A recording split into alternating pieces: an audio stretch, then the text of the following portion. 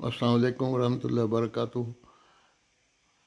یہ میں محترم کمال یوسف صاحب جو ہمارے قضاء بورڈ کے صدر بھی ہیں اور سکنڈینیویا میں سارے مشنوں کے انچارج بھی رہے ہیں. آج اتفاق سے ٹائم ملا تھوڑا سا تو میں کہ ذرا ان سے میں قادیان کے متعلق پوچھوں کہ قادیان میں جو بزرگ تھے اور خود بھی انہوں نے اپنا وقت گزارا ہے قادیان میں، تو کچھ وہ بیان کریں چند منٹ میں تاکہ جو دوست ہیں سننے والے وہ بھی فائدہ اٹھا سکیں.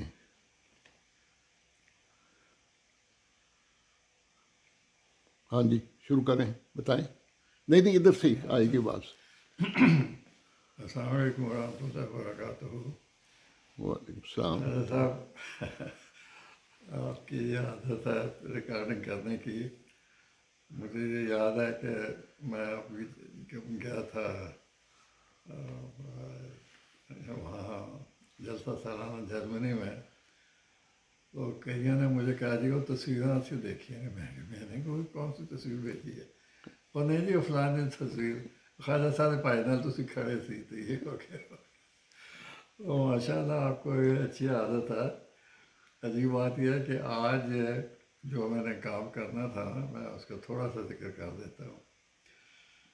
اصل یہ ہے کہ انہوں نے کتاب لکھی ہے، نام میں بڑی جلدی بھول جاتا ہوں. میر مولانا صاحب کے بڑے صاحبزادے نے، کیا نام ہے ان کا، خرم نہیں پتہ میں نے خرم کیا دیا، کیا نام ہے ایک تو محمد احمد صاحب ہے نا. ہم نے پورا آگے کیا ہے، محمد احمد کے آگے پورا جو بھی ہے. ہاں وہ ان کی کتاب میں نے پڑھی تو ان کی طرف سے مجھے میسج آیا کہ میں اب لکھ رہا ہوں میر اسحاق صاحب رضی اللہ تعالیٰ عنہ اور میر اسماعیل صاحب رضی اللہ تعالیٰ عنہ کے بارے میں. جی. تو آج میں نے سوچا تھا کہ میں تو خیر بچے تھے جب ہم نے دیکھا، تو میر صاحب کے بارے میں بھی آج میں نے نوٹ لکھنا تھا اگر آپ نہ ہوتے آج. تو میں نے میر صاحب کا ذکر کر دوں. اصل یہ ہے کہ میں جس گھر میں رہتا تھا یہ حلقہ مسجد مبارک میں تھا. جی جی. اور یہ ہمارے سامنے جو مکان تھے ان میں بھائی عبدالرحمن قادیانی تھے. پیچھے جو مکان تھے اس میں جٹ صاحب تھے، عبدالرحمن جٹ تھے. اکثر صحابہ ادھر سے گزرتے تھے، درد صاحب، ولی اللہ شاہ صاحب اور سیال صاحب، یہ سارے جو بھی مسجد مبارک جاتے تھے یا رانیمت میں جاتے تھے تو ہمارے گھر کے سامنے سے گزرتے تھے. حضرت میر صاحب کا جو تھا خاص تعلق میں کہنا چاہتا ہوں، میر صاحب حضرت قسط ثانی رضی اللہ تعالیٰ عنہ نے اس وقت دعویٰ کیا تھا مسلم معود کا. اس وقت میری غالباً 10 سال عمر ہوگی، تھوڑی سی ہوش بھی ٹھکانے تھی.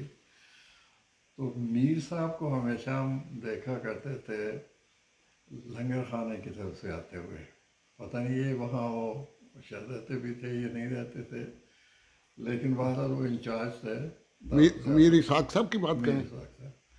تو ان کی چال میں ایک خاص تھی، یہ ان میں تیزی نہیں تھی، بڑے آہستہ چلتے تھے. ایک خاص ان کا طریق تھا اور ان کی جو چال ہے وہ بہت ملتی تھی میر مسعود احمد صاحب مرحوم کے ساتھ اپنے.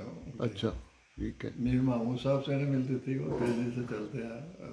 میر داؤد احمد صاحب بھی ان کی بڑی اسمارٹ باڈی تھی، لیکن میر صاحب آہستہ چلتے تھے. اور جب وہ آ رہے ہوتے تھے تو ان کے پیچھے سب سے قریب جو تھے سید غلام قادر صاحب، ڈاکٹر غلام قادر صاحب تھے. ان سے ساتھ ہی پچھلا مکان جو تھا حضرت مفتی صاحب کا مکان تھا، مفتی محمد صاحب. تو یہ تینوں ایک لحاظ سے یہ صحابہ تھے. پھر ان کے رستے میں آ جاتا تھا شیخ محمد صاحب کی دکان ہوتی، وہ بھی صحابی تھے. اسی طرح یہ تھے جو حکیم تھے، میرا نام نہیں یاد آ رہا، ان کی تھی. پھر آگے وہ ان کا تھا وہ مہتاب بیگ صاحب کا تھا جہاں وہ سلائی صفائی کرتے تھے. تو میر صاحب وہاں آتے ہوئے تھے، ان کے بڑا ایک روب تھا ان کے آواز میں بھی اور ان کے وجود میں بھی. اور اس وقت مجھے سمجھ نہیں آئی کہ یہ باتیں جو میرے ذہن میں بچی ہیں کس نے مجھے بتایا. میر صاحب اصل لباس کے بارے میں ان کا ایک اپنا طریق تھا. مطلب یہ قمیض کی یہ کیا کہتے ہیں اس کو، وہ پسند نہیں کرتے تھے کہ اس کی کوئی سلیو کہنا چاہیے، کیا کہنا چاہیے، بغیر جو بٹنوں کی ہوتی ہے. اس طرح قمیض کے کالر وہ پسند نہیں فرماتے تھے کہ نہیں یہ کالر نہیں ہونے چاہیے. اچھا اچھا. اور اسی طرح وہ تو جو سلوار کی اتنے نیچے نہیں ہونی چاہیے، جو بظاہر جسے اب ہم وہابی کہتے ہیں. تب ان کی وضاحت میں بھی، اٹھنے بیٹھنے میں بھی، ایک تو یہ لباس بڑا اثر انداز ہوتا ہے. دوسرے ان کی جو زبان تھے وہ دلی والے تھے، تو اس وقت ایک لفظ استعمال کرتے تھے ورے آؤ. تو ہمیں تو سمجھ ہی نہیں آتی کہ ورے کا کیا لفظ ہے اور کوئی بولتا بھی نہیں تھا. میر صاحب بھی یہ لفظ استعمال فرماتے تھے کہ ورے آؤ. اس طرح بعض الفاظ تھے جو میر صاحب استعمال کرتے تھے. تو حضرت خلیصۃ المسیح ثانی ساری جماعت میں جیسے بھی جو بھی مقام تھا، لیکن قادیان میں ان کا وجود صبح سے شام تک ہمیشہ ذہن میں رہتا تھا. ان کے بعد اگر کسی کا وجود ذہن میں آتا تھا تو وہ میر صاحب کا آتا تھا. اور باوجود اس کے بظاہر ایسے لگتا تھا کہ ان کی طبیعت میں شدت ہے، لیکن شدت تھی نہیں. وہ میں اس لیے کہتا ہوں کہ قادیان میں غالباً جو مہینے کا آخری جمعرات ہوتی تھی وہ چھٹی ہوتی تھی. اور گرمیوں کے دنوں میں میر صاحب نے کہا چلو جی تتلے کی مہر چلو جی. اور تتلے کی مہر 2-3 میل ہوگی قادیان سے باہر. وہ سارا قادیان جا رہا تھا، لجنا بھی جا رہی ہے، دیگیں جا رہی ہیں جی. وہاں دور میر صاحب نے، عجیب بات یہ ہے کہ باوجود بظاہر وہ لگتے تھے کہ بڑے سخت ہیں، وہ ان میں یہ جو خوبی تھی منظم کرنے کی، اور لوگوں کو، بچوں کو، نوجوانوں کو وہاں جا کے نہر کے اوپر ارینج کرنا پڑے. وہاں مقابلے ہونے، اور تمہارا مقابلہ یہ ہوتا تھا کہ وہ نہر کے ساتھ ساتھ انہوں نے خربوزے کاٹ کے رکھتے ہیں، ٹھنڈے لگے ہوتے تھے. نہر کے اوپر ایک کنواں تھا، اس میں سخت ٹھنڈا پانی ہوتا تھا. اس میں پہلے رکھتے تھے جو بھی پھل وغیرہ ہے اس کو نکالتے تھے تو ٹھنڈا ہوتا تھا، اس کو کاٹ پہ لگا دیا کرتے.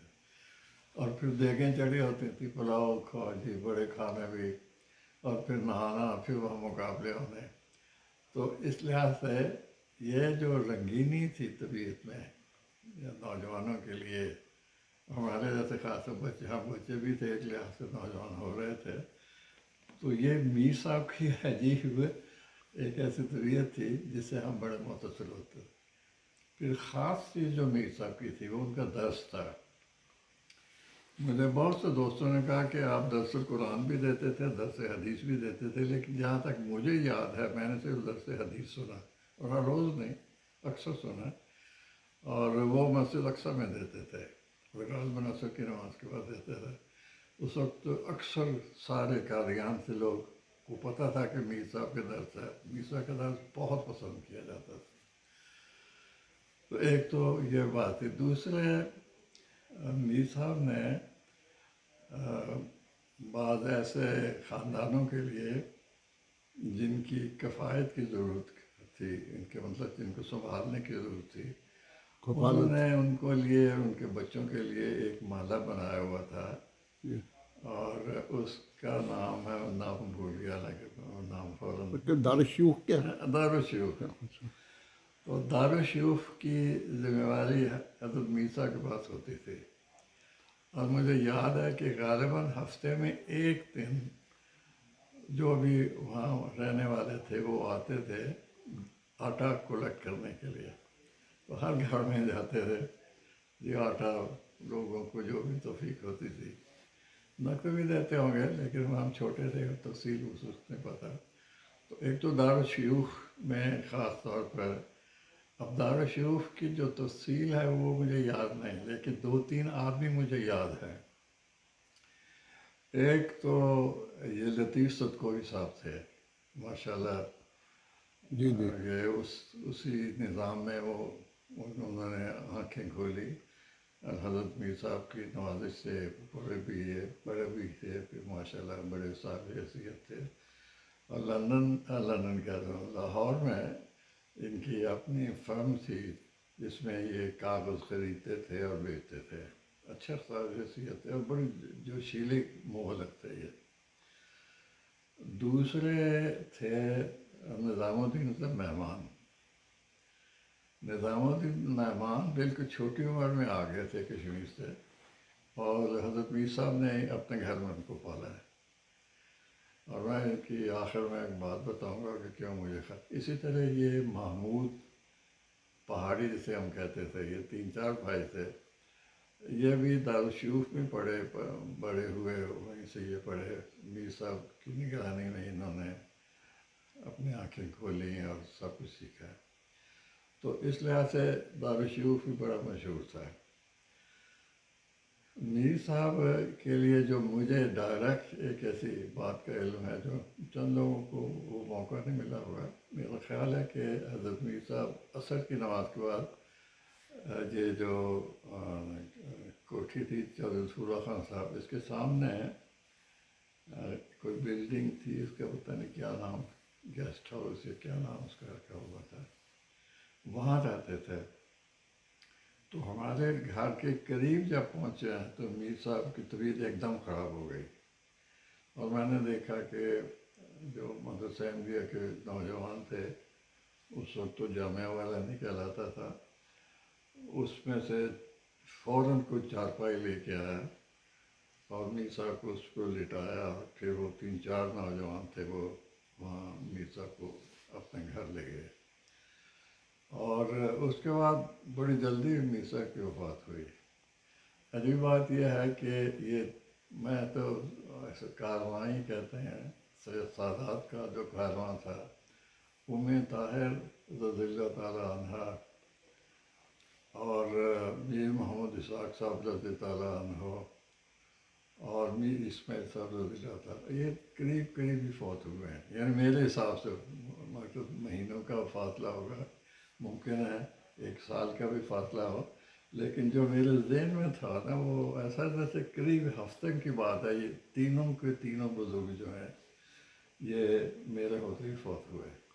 اچھا کمال صاحب، یہ پہلی قسط ہے، یہ ہم اس کے بعد دوسری جو ہے قسط جو ہے وہ شروع کریں گے، پارٹ 1، پارٹ 2، پارٹ 3، تو یہ قادیان کی ساری جو باتیں ہیں بزرگوں کی اور وہاں کی، وہ آپ سے انشاءاللہ ہم سنتے جائیں گے۔